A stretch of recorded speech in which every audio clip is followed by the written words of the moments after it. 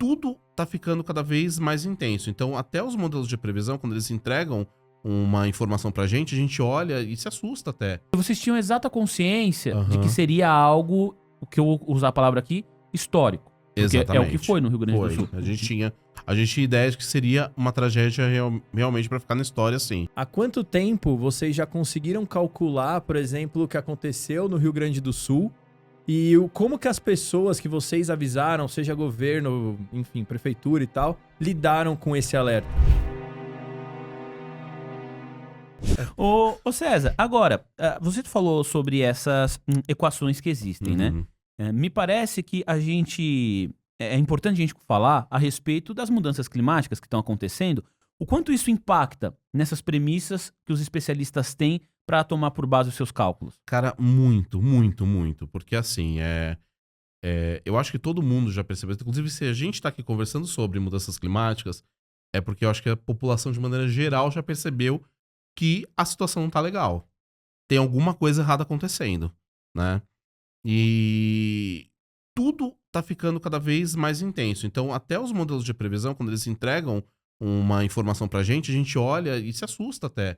A situação do Rio Grande do Sul, a gente olhava pra aquilo e falava, cara, mas a própria resolução natural, normal dessa equação, né, tá entregando pra gente quase 200 milímetros por dia. É um absurdo pra gente pensar nisso, entendeu?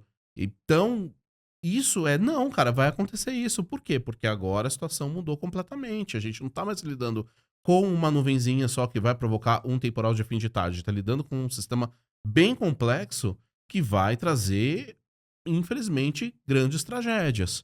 Então, essas soluções, cada dia que passa, elas estão se tornando mais severas e a gente tem que olhar agora sempre com um cuidado, né, muito, muito forte, né, muito alto. Então, assusta sim. Quando a gente olha para uma situação de tempestade, de catástrofe climática, catástrofe meteorológica, assusta a gente também. Há quanto tempo vocês já conseguiram calcular, por exemplo, o que aconteceu no Rio Grande do Sul e como que as pessoas que vocês avisaram, seja governo, enfim, prefeitura e tal, lidaram com esse alerta? Então, essa é a parte complicada, porque os avisos meteorológicos, eles estão vindo cada vez com uma antecedência maior, entendeu? Então, assim, se você pegar na década já nos anos 2000, você tinha um alerta meteorológico de 24 horas, o que era o que a gente conseguia gerar.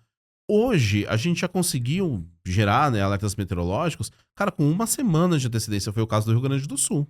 Houve um alerta. Houve um alerta com mais de uma semana de antecedência. A gente tava olhando para algumas coisas assim com 15 dias e já começando a falar, olha, daqui 15 dias, fique esperto, porque a situação começa a ser complicada.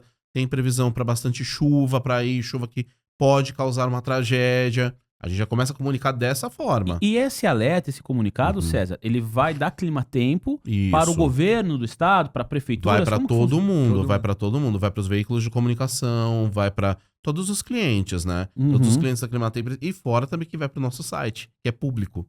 Então todo mundo pode acessar climatempo.com.br. Então, por exemplo, um governante ele nunca poderia falar assim, eu não estava sabendo. Isso não. Isso não é desculpa. Isso não, com certeza não, com certeza não. E eu acho que foi uma coisa interessante, né, importante, né, ser dita com relação à tragédia do Rio Grande do Sul e as últimas tragédias de maneira geral, que os órgãos de meteorologia, eles meio que estão concordando entre si. Então você vê o Instituto Nacional de Meteorologia também emitindo um alerta meteorológico para o Rio Grande do Sul, o Centro Nacional de Monitoramento e Alertas de Desastres Naturais, o CEMADEM, também emitindo esse alerta para o Rio Grande do Sul.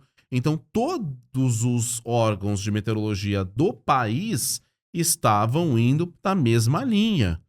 Estavam indo na condição do vamos ter problemas graves no Rio Grande do Sul. E comunicando dessa forma, de uma forma cada vez menos técnica e mais preciso avisar a população de maneira geral. Porque Então, é claro que quando chega essa situação climática que leva a essa chuva enorme, você não tem como evitar a chuva. Agora, o alerta ele ocorre para que os governantes consigam preparar a população, realocar a população, para exatamente. você preservar as vidas. Que é o que a gente não tem. Isso não existe hoje. Que é o plano de evacuação diária no Brasil. A gente não tem isso. Esse é o termo técnico, plano de evacuação diária. A gente não tem. Como é que a gente vai evacuar uma população para precisa ter essa área. Por exemplo, quando você tem um aviso de furacão, de tornado não, porque o tornado você consegue no máximo 40 minutos de antecedência, né? Mas um aviso de furacão, que é um sistema maior, é um sistema mais bem previsto, demora para chegar na região costeira, você vê todo mundo migrando praticamente daquela cidade, daquele estado, para outra área dos Estados Unidos, por exemplo. Porque lá eles estão mais Porque habituados. lá eles estão habituados. Falam assim, não, a gente vai ter que tentar reforçar nossa casa e ir embora. E voltar pra ver o que vai acontecer depois. Entendeu? Então essa é a ideia, né, do plano de evacuação diária. Você preservar a vida, né, pra garantir que você possa ter as suas posses novamente quando você voltar, né? Só que aqui a gente não tem isso. O alerta meteorológico é emitido e agora que a gente tá começando a ter algumas situações em que o governo, ele avisa e fala, olha, precisa sair dessa área. E leva essa população para uma área mais segura. Como foi o caso do último evento de chuva forte na região serrana do Rio de Janeiro. Que mostrou que esses alertas meteorológicos e que essa condição de você avisar com antecedência, com mais de uma semana de antecedência, remover essa população, salva vidas. Porque você teve menos mortes relacionadas ao evento climático. Então, entendeu? Tá aí a ação, né? Você precisa ter a meteorologia, mas atuando também com a defesa civil, com os governos locais, para que a gente tenha, né, preserve a vida. Aí eu fiquei pensando assim, sabe essas cenas de filme que você tem um especialista, um cientista, que ele começa a fazer algumas contas e aí de repente ele descobre uma tragédia e aí aquela tensão que a cena do filme vai te mostrando, você fala, só ele sabe que vai ter um problema muito grande, ele precisa correr para avisar as outras pessoas. Quando você narrava aqui, eu fiquei já me sinto nessa posição. Eu fiquei imaginando isso, sabe? Você fez as contas junto com os seus colegas de trabalho e falou assim, vai ter um problemaço no Rio Grande do Sul. Como que foi isso? Qual que é a sensação? É o tipo de coisa que você fala assim, pega o telefone, liga pra alguém agora. É o desespero, né? A gente sofre bastante, né, no começo. Porque vocês tinham exata consciência de que seria algo, o que eu vou usar a palavra aqui, histórico. Porque exatamente. É o que foi no Rio Grande do Sul. A gente tinha ideia de que seria uma tragédia realmente pra ficar na história, assim. Sem sombra de dúvidas. Sem sombra de dúvidas, porque quando a gente olhou pra tudo aquilo, né, para os modelos de previsão, porque a gente olha várias situações, né? A gente olha pra infinitas situações e fala, ok, gente, agora que a gente tem certeza da previsão, que esse é o canal que essa é a forma que a gente vai, isso que a gente vai seguir, como falar pra população agora? Tá? Esse é o nosso probleminha nessa história, né? O comunicar. Só que nesse caso a gente precisava comunicar de uma forma mais incisiva, uma forma mais forte. Foi a forma mais intensa que a gente poderia. Desculpa, porque o jeito influencia bastante, né? Com certeza. Tem que ser o não mais posso entrar popular sorrindo, né? É. Já imaginou, gente? Não. Olha, aqui vai chover 400 milímetros. Não. E ao mesmo tempo não pode falar fudeu, senão vai ser um negócio caótico, não posso, gente, bizarro. Até mesmo porque daí, tipo, dá um probleminha de fazer um pi, aí eu pego uma não, informação. Um outro termo que tá ficando muito popular, ou uma informação que cada vez mais está se popularizando, a gente vê algum especialista na televisão e fala assim, está projetado 100 milímetros de chuva para a região. Aí a gente tem essa informação, 100 milímetros. Eu acho que é difícil ainda para as pessoas, e eu tô me colocando nesse grupo, entender o impacto para a cidade, para o município, do que representa determinados milímetros de chuva.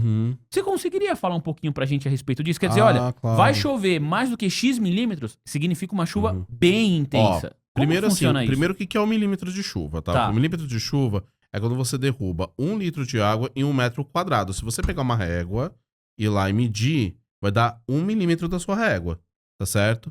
Isso é um milímetro. Um milímetro de chuva é uma unidade que a gente usa pra ver volume, o volume dessa chuva, tá? Só que aí é o seguinte, aí você vai falar, tá, César, então você quer dizer pra mim que 30 milímetros de chuva forma uma coluna aí de 30 milímetros na minha régua? E são 30 litros por metro quadrado? Sim, é exatamente isso. É exatamente isso. Só que aí você entra naquela parte do o que é uma chuva que realmente preocupa a população. Uma chuva de 5 milímetros, de 2 milímetros, eu não me preocuparia não, tá? Agora, de 30 pra cima eu já começo a ligar meu radar mesmo. Meteorologia liga radar, né? Entendeu? Já começa a ficar esperto com a situação, sabe? Olhar pra aquilo e falar, cara, assim, é uma chuva que já pode formar um alagamento, um empoçamento e ter aquaplanagem de carro, entendeu? Um carro não perceber qual a diferença entre uma estrada e um rio e parar dentro do rio, entendeu? Então, já é uma situação mais complicada. Só pra gente ter ideia da dimensão, no Rio Grande do Sul, Uhum.